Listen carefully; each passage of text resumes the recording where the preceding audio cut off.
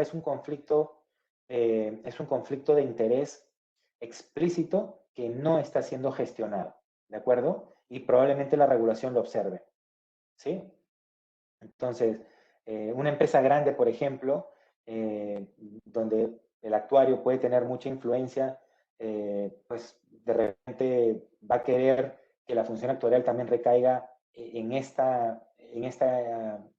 cargo, pero el conflicto de interés aquí, así como está, pues es demasiado obvio, y no se va a dar la evaluación que se requiere, porque es obvio, o sea, yo en esta posición siempre voy a decir que todo lo que hago o lo que mi equipo hace está bien. Entonces no es el espíritu, ¿no?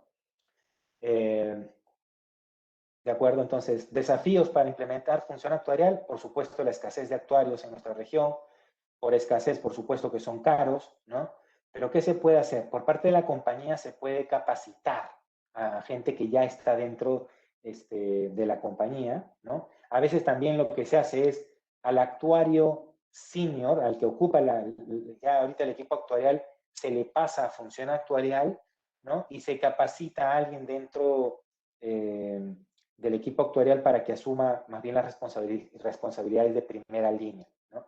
Y por parte del regulador, pues un poco de tiempo también, sobre todo en las regulaciones donde hay escasez, en los países donde hay escasez de actuarios, dar plazos de adecuación para que por el lado de las compañías se alineen, se capaciten o vean cómo se reorganizan, ¿no? Estos son un poco los desafíos que encontramos. Ahora, vamos a entrar a las actividades ya puntuales de la función actuarial. Primero, calidad de datos, ¿no? Hay que validar que los datos sean suficientes, ¿no? Y que tengan una calidad razonable para una serie de análisis, para reservas, para tarifa, para suscripción, ¿sí? Pero no se trata, la función actuarial no es que simplemente dice, a ver, llamo al actuario de reservas y digo, ¿tú has hecho tus evaluaciones de datos antes de calcular tu reserva? Ah, sí, mira, yo hago esto y esto. Ah, genial, check. No, el de función actuarial debe hacer sus propias evaluaciones. Si, por ejemplo, encuentro que hay una política de control de información, tengo que yo hacer esa validación a ver si los controles están funcionando, ¿no? Si yo encuentro, por ejemplo, que un manual dice que este sistema no admite pólizas con vigencias menores a, no sé, a una edad X, yo siembro en mi sistema algo que viole ese control para ver si realmente está funcionando el control, ¿no? De repente me doy con la sorpresa de que mi manual dice que el sistema no admite sus sumas aseguradas mayores a, no sé, $1.000.000. Entro y veo que sí lo admite, ¿no? ¿Qué sucede acá? Por ejemplo, ¿no? Entonces, hay que, el de función actuarial tiene que meterse a hacer sus propias evaluaciones de calidad de datos, ¿de acuerdo? Entonces, se requiere, por ejemplo, para esto información de pólizas, de siniestros, de gastos. Hay que ver también los gastos asociados a la administración de pólizas y de siniestros, ¿no? Si los gastos están realmente asignados a, por ejemplo, a una línea de negocio de manera adecuada, o tengo los gastos simplemente a nivel de toda la compañía. Eso hay que ver. Deberíamos tener y ser posibles de asignar los gastos por cada línea de negocio. Hay que conversar, ¿no? La función actuarial no es simplemente el de biblioteca o el de computadora que recibe archivos o recibe expedientes y está así en su computadora, no. Función actuarial tiene una posición estratégica en la compañía porque tiene que conversar con el consejo de administración. Entonces, tiene que conocer el negocio. Hay que juntarse con los de negocio, con los de suscripción, con los de siniestros. Hay que preguntar. ¿Qué actividades? Ya lo hemos dicho, ¿no? Suficiencia de la información, criterios de completitud, ¿no? Si me dan una base de datos, tengo que saber que esa base de datos, por ejemplo, de siniestros, ocupa todos los siniestros en el periodo que yo he solicitado, ¿no? Entonces, tengo que hacer validaciones que me den inputs de que realmente están los siniestros. Entonces, ¿qué puedo hacer? Entre muchas cosas, por ejemplo, digo, ok, a ver, estos siniestros tengo una reserva pendiente que me dan en total $2.000.000. Listo. Voy a mi contabilidad y veo cuánto se constituyó en siniestros pendientes en ese momento. Y veo que tengo 4 millones. regreso a contabilidad o a siniestros y digo, mira, te pedí estos siniestros abiertos a tal fecha y tus siniestros pendientes suman 2, pero veo que en la contabilidad hay 4. Me parece que me faltan siniestros, ¿no? Entonces, así es como uno va haciendo cruces, conciliaciones, para ver si tu información es completa y razonable para empezar un análisis. La evaluación de reservas, ¿no? Esto es clave. Durante muchos años, y incluso los reguladores, ¿no? Cuando hablamos de evaluación, siempre se ha pensado en que es recálculo, ¿no? El recálculo. Yo personalmente cuando trabajé en regulación y llego al regulador de mi país, teníamos esa idea de evaluar reservas, ¿no? Pido los archivos, pido la metodología y voy tratando de llegar al resultado que hizo el que ejecutó la reserva, ¿no? Entonces, primero, el que ejecutó la reserva saca 1.000.000. Yo saco 980. Uy, ¿qué pasa? Pregunto, oye, mira, me sale a mí esto, a ti te sale así. ¿Qué más has hecho aquí? Ah, mira, yo ajusté por acá. Ah, a ver, ajusto. Ah, ya, ahora sí me sale. 980 contra 980. Mi recálculo me da igual. Listo. Bien hecha la reserva. Evaluar reserva no es solo recalcular. Es parte de sí, porque hay que ver que ellos también sigan las metodologías que han definido en sus manuales o políticas. Pero evaluar va más allá. Hay que evaluar supuestos, hipótesis. Hay que evaluar, sobre todo, los modelos. Evaluar si hay diferentes modelos que aplican a una misma casuística y si un modelo es mejor que otro, hay que opinar también. Y se le dice al Consejo de Administración, yo como función actuarial, después de haber hecho mis análisis, pienso que este modelo es mejor por esto, por esto y por esto. ¿De acuerdo? Entonces, esto es evaluar, no es recalcular. Hay que opinar también sobre las políticas, sobre la política de suscripción, de tarificación, sobre la política de siniestros, de reaseguros, ¿no? Reaseguros es un tema que todavía es, a pesar de que es pues, muy antiguo, es un tema virgen, digamos, en conocimiento del reaseguro propiamente, ¿no? Eh, cómo tarificar un reaseguro, cómo optimizarlo, si realmente ha cumplido su función de minimizar una volatilidad o no. Entonces, eso está dentro de las funciones también o de las actividades de función actuarial, ¿no? Estoy suscribiendo bien de acuerdo a mi perfil de riesgo, al perfil que definió ya el Consejo de Administración. Mis tarifas son suficientes, la gestión de siniestros es adecuada. Por ejemplo, si estoy en un triángulo de siniestros, estoy calculando mi reserva IBNR en un triángulo chain leader, y empiezo a ver que de cuando en cuando veo en las diagonales muchas liberaciones de reservas, ¿no? ¿Eso por qué se da? Se puede dar porque de repente el departamento de siniestros cada 3 o 4 años dice, bueno, voy a revisar todos los siniestros que tengo abiertos y a los que creo que ya no van a venir a reclamar, los cierro, ¿no? Pero eso de repente al actuario que calcula reservas no le ayuda. ¿Por qué? Porque va a haber cada cierto tiempo muchas liberaciones. Distorsiona el modelo que está tomando el actuario de reservas. Entonces, el de función actuarial debe opinar qué se puede hacer para que no se den estas limpiezas masivas cada cierto tiempo. ¿De acuerdo? Entonces, opiniones de políticas es clave. Y su contribución a la gestión de riesgos, ¿no? A veces la parte de riesgos o las unidades de riesgos tienen un buen expertise de gestión, pero no tienen un brazo cuantitativo que tenga técnicas actuariales para poder cuantificar los riesgos. ¿Ok? Entonces, función actuarial se vuelve ese brazo cuantitativo. ¿Cómo puede contribuir función actuarial? Con los cálculos, pero también con transferencia de conocimiento, por ejemplo, ¿no? De repente, gestión de riesgos o la unidad de riesgos empieza a contratar ciertos perfiles quantis, pero le pide ayuda a función actuarial en materia, por ejemplo, de reservas, en materia de tarifa, ¿no? O con ciertas técnicas que el actuario puede aportar, ¿no? Hay una serie, esto es una de las actividades más abiertas que puede tener función actuarial.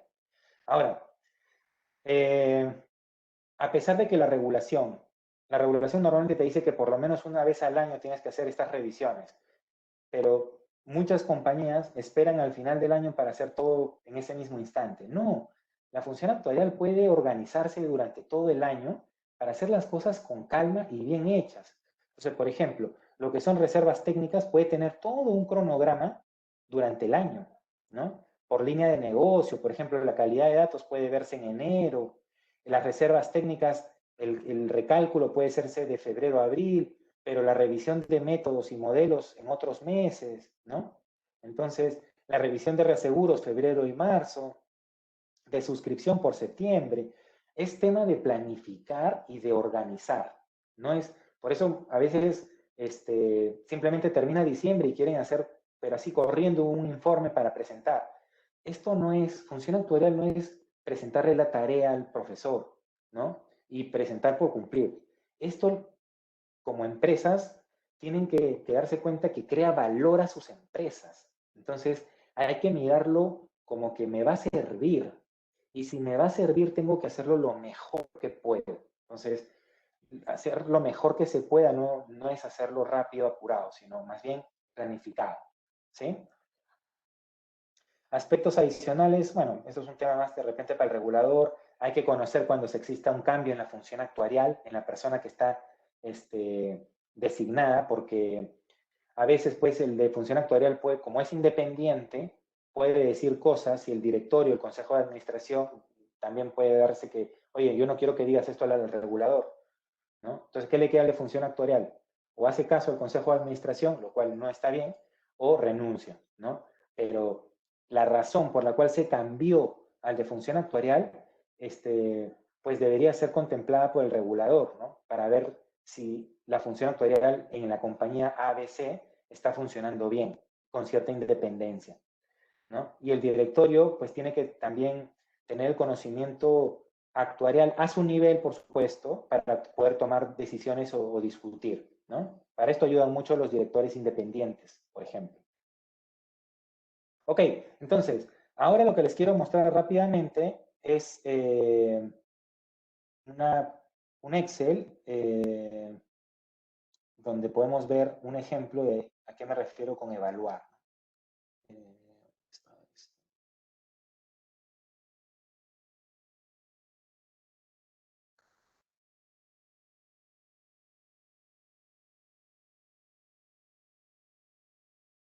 ¿no? Por ejemplo, ok, una base de datos de siniestros, por ejemplo, nosotros podemos representarla de una forma triangular para calcular un IBNR, ¿no? Entonces, nuestros siniestros, por ejemplo, nos pueden decir que para cierto periodo, por ejemplo, enero 2010, ¿no? Ocurrieron siniestros, pero se pagaron en ese mismo periodo solamente 6 millones y medio. Luego de un periodo se pagó 3 millones más. Luego de dos periodos, 900,000 más y así. ¿De acuerdo? Entonces, yo voy a organizar mis siniestros de manera triangular, ¿no? Los actuarios o los responsables del cálculo de reservas de repente se les hace un poco familiar este método de cálculo de reservas, que es por agrupación de triángulos. Aquí es un formato incremental, es decir, voy mirando lo que pasa incrementalmente, pero aquí está de manera acumulada, ¿no? Por ejemplo, yo en esta celda digo, los siniestros que ocurrieron en este periodo, luego de 4 periodos voy pagando, por ejemplo, 12 millones. Luego de 5 periodos, por ejemplo, voy pagando 11 millones, ¿no? Es de manera acumulada. Entonces, yo para calcular mi reserva, calculo unas tasas de crecimiento entre periodos, para poder proyectar mis siniestros y ver al final con cuánto va a terminar la compañía finalmente para pagar. ¿Y cuál es la reserva? Esto que se termina finalmente con respecto a lo que yo ya voy pagando, que es esta diagonal de acá. Entonces mi reserva es simplemente últimos, estos últimos que van a estar acá, menos la diagonal. Bueno, ese es un cálculo de reservas. Yo voy le pido al actuario responsable de los cálculos, sus modelos, etcétera, ¿no? Entonces yo hago mis cálculos por acá y digo, ok, mi reserva es 7 millones con un método, con otro método será pues también cerca de 7 millones y así, ¿de acuerdo?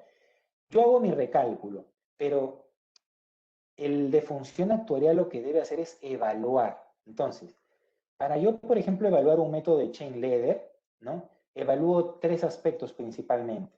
La predictibilidad de las tasas de crecimiento o tasas de proyección, que en nuestro argot actuarial se llaman factores de desarrollo, ¿no? Y, por ejemplo, puedo hacer regresiones sencillas entre una columna y otra, ¿no? Por ejemplo, lo que pasó en el periodo 1 contra lo que pasó en el periodo 0, lo que pasó en el periodo 2 contra lo que pasó en el periodo 1, y así sucesivamente por cada factor de desarrollo o por cada periodo de desarrollo, ¿no? Y si yo veo que esta línea de regresión está muy por encima de los puntos observados, ¿no? Entonces, eso me da un indicador de que mi factor de desarrollo o de proyección, pues es más o menos confiable, ¿no? O sea, predice bien. Eso por un lado.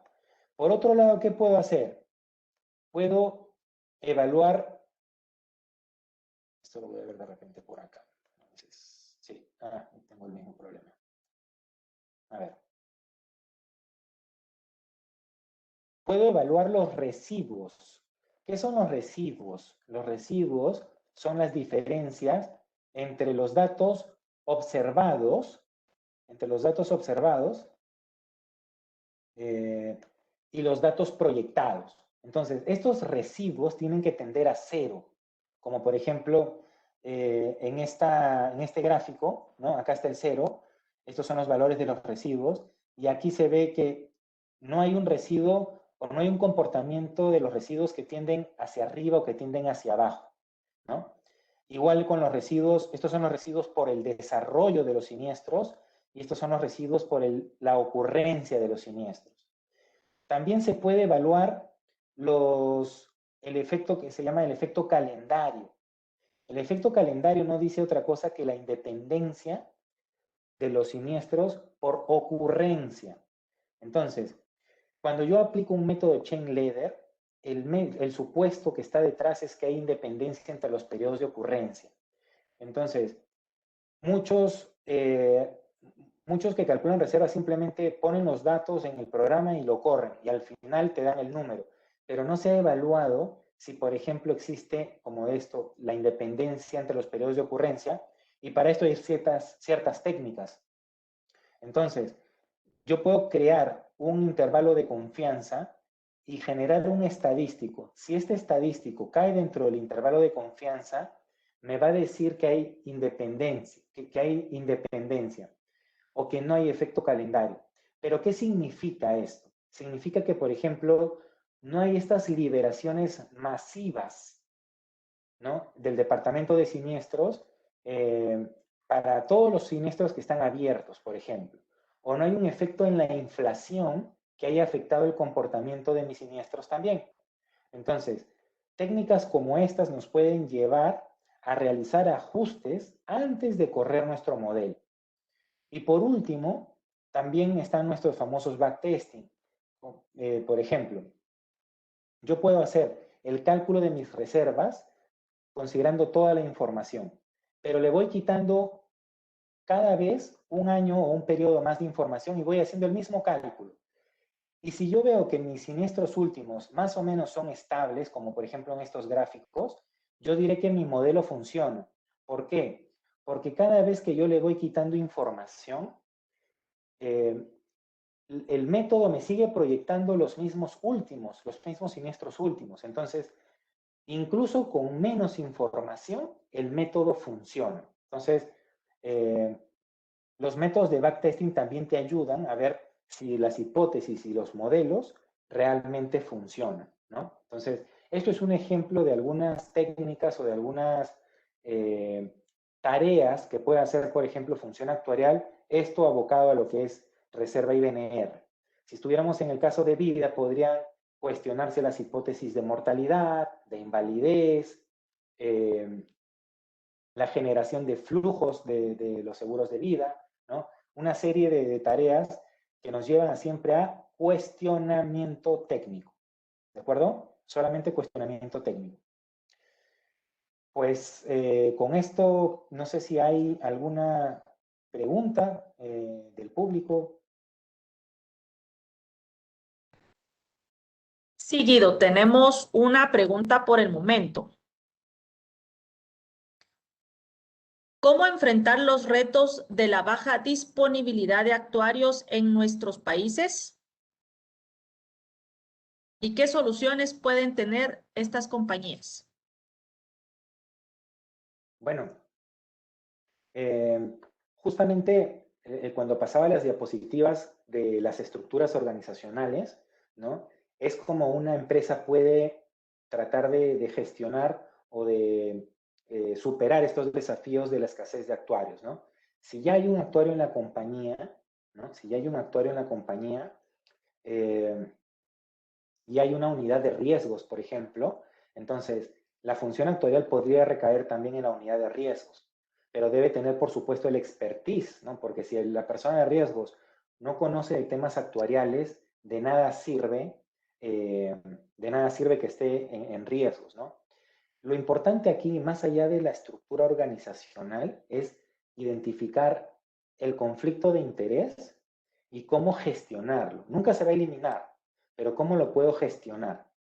Si es una empresa grande, probablemente sí tiene recursos y probablemente, pues, lo que debe hacer es, sí, contratar un actuario o que riesgos asuma esa función o subcontratar la función, pero porque el tamaño de la empresa lo requiere, ¿no? Es una empresa grande, entonces tiene más riesgos, más líneas de negocio, no se puede dar el lujo de no tener o no gestionar la función actuarial.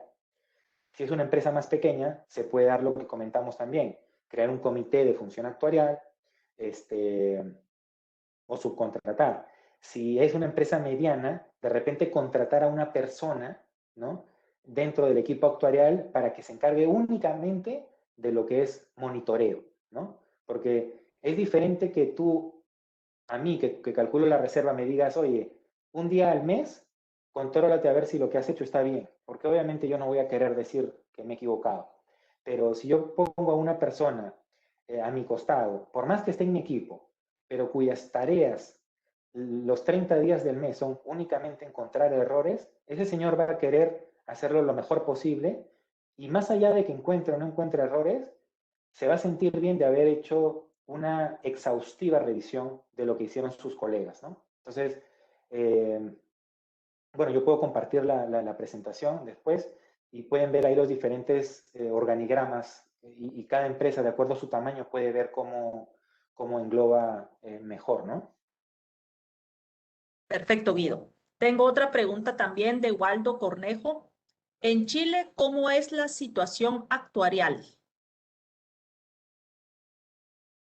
Chile, por ejemplo, tiene como normativa, tiene la función actuarial delimitada dentro de lo que es el gobierno corporativo y lo define como segunda línea de defensa, es una función de control. Sin embargo, en la práctica, la supervisión, no es un tema de regulación, sino de supervisión, ¿no? La supervisión en ese aspecto no es tan exigente y sí se dan muchos casos en donde la persona que hace el cálculo está asumiendo esta función actuarial, ¿no? La regulación es consciente de esto, pero tiene como prevista un camino, digamos, para que poco a poco las compañías se vayan adecuando a sacar del actuario de primera línea la función actuarial y que poco a poco se vaya convirtiendo en una segunda línea real, ¿no? Hoy en día, para hacerlo más concreto, la regulación está, pero en la supervisión no todavía, ¿no? En Perú sí, por ejemplo. En Perú la regulación está y la supervisión es muy exigente en que la función actuarial sea de segunda línea realmente, ¿no? Se les dio un plazo a las compañías como de 2 años y hoy es muy exigente la supervisión. Igual en Costa Rica. Costa Rica también se está preparando mucho y está siendo muy exigente en lo que es la función actuarial como segunda línea, por ejemplo. Gracias. También tenemos otra pregunta. En el caso de los cambios ambientales que estamos experimentando a nivel mundial, ¿cada cuánto sería recomendable la revisión de supuestos utilizando en la tarificación de productos agrarios?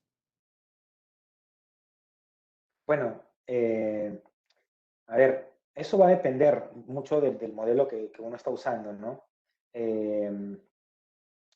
Y del riesgo al que estás expuesto, ¿no? Si tú tienes un modelo agrario bien científico, ¿no? Donde incorporas pues la modelación de las lluvias y todo eso, pues no debería quizás cambiar mucho de año a año, ¿no? Igual los modelos catastróficos no deberían, de terremotos no deberían cambiar mucho de año a año. De repente, pues cada 3 o 5 años quizás puede ser una buena ventana de tiempo como para ir mirando, lo cual no implica que año a año no vayas monitoreando igual tus resultados, ¿no?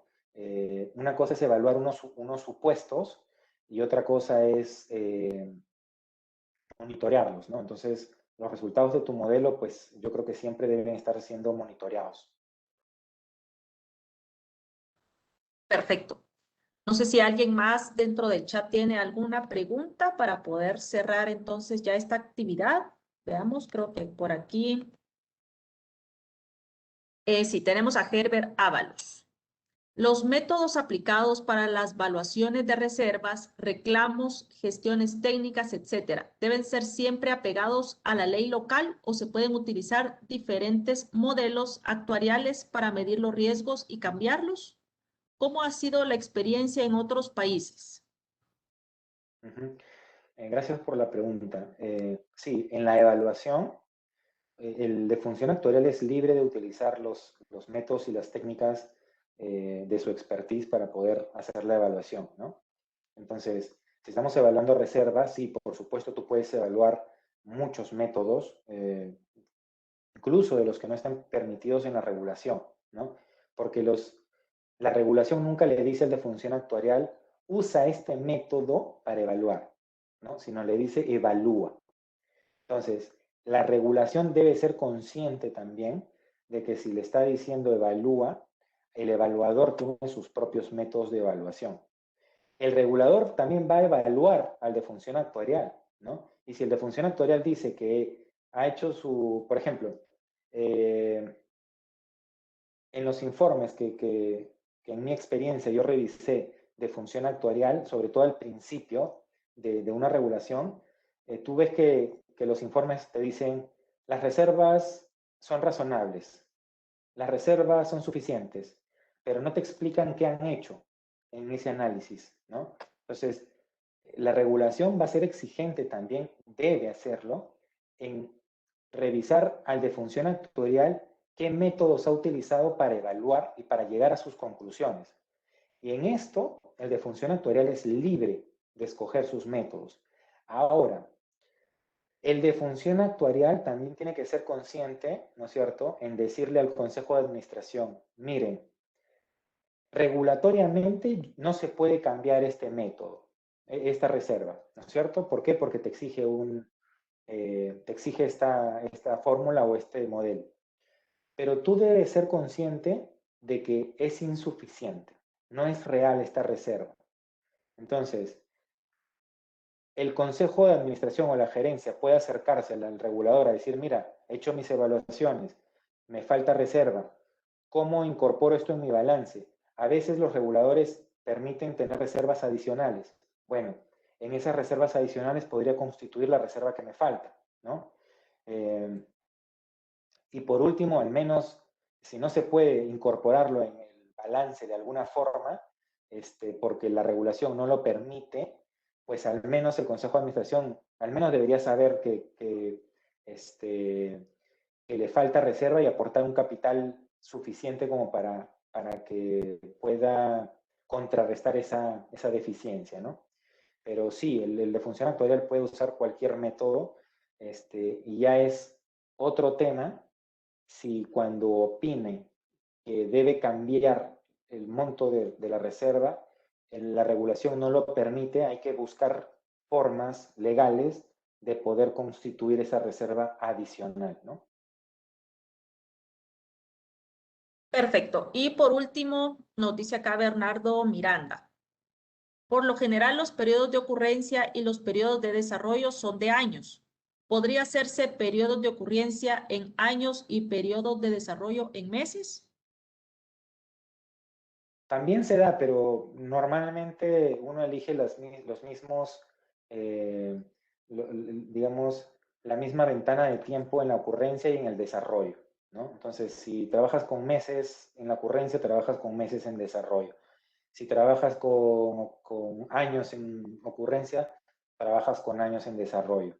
Pero también se da lo que menciona, ¿no? Que muy poco, la verdad que muy poco, pero también se puede observar ese tipo de ejercicio, ¿no? Con diferencias en la frecuencia por ocurrencia y desarrollo.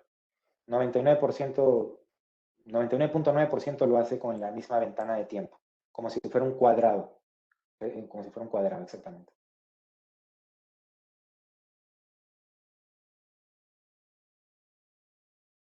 Perfecto, Guido. Bueno, por el momento ya no hay ninguna pregunta. Creo que todo está claro. Agradecemos tu intervención. Agradecemos el poder compartir. Gracias por en un segundo encuentro que tengamos virtual. Así que muchas gracias por tu tiempo y los invito también a todos a que puedan formar parte de nuestra última charla, Retos del Mercado de Reaseguro después del 2020 con Jairo Zambrano. Así que muchísimas gracias nuevamente y todos cordialmente invitados a nuestra última charla. Que tengan un feliz día. Muchas gracias, Claudia, muchas gracias, Leslie, muchas gracias a todos por su participación. Encantado de haber estado con ustedes. Gracias a ti por tu tiempo. Muchas gracias. Hasta luego, que estén muy bien.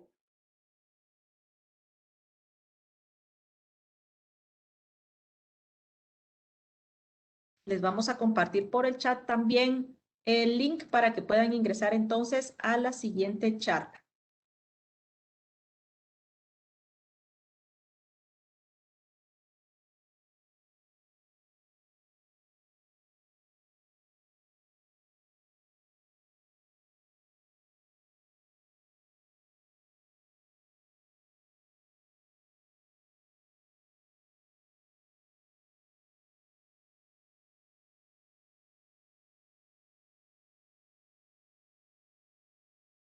Ya pueden encontrar dentro del chat el link para la siguiente conferencia, así que los invitamos a pasar a nuestra última y tercera sala. Gracias por su tiempo.